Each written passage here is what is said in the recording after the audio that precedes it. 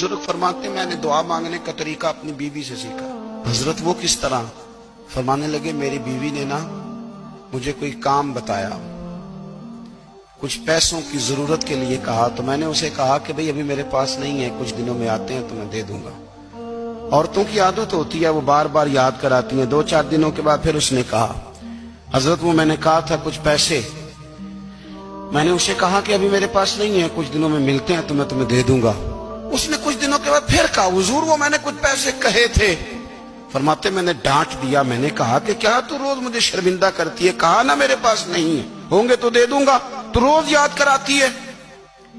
فرماتے ہیں اس نے پہلے تو میری ڈانٹ کو سہا، پھر میرے سخت جملوں نے اس کی آنکھوں میں آنسو پیدا کر دیے، پھر اس نے اپنے آنچل میں اپنے اس دکھ کو سمیٹا، اور پھر اس نے ایک جملہ کہا تو میں رو پڑا، اور مجھے اپنے رب سے مانگنے کا طریقہ آ گیا۔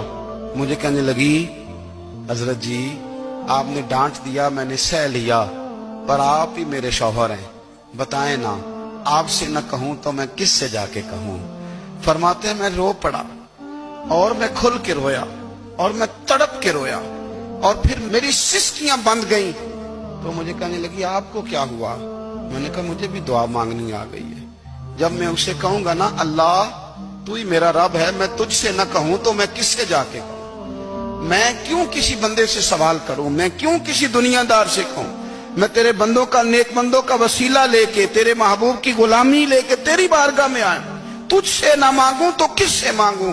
سمجھ آ گئی ہے، جب میں اس رنگ میں مانگوں گا تو پھر رب میرے اوپر بڑا ہی فضل فرمائے گا۔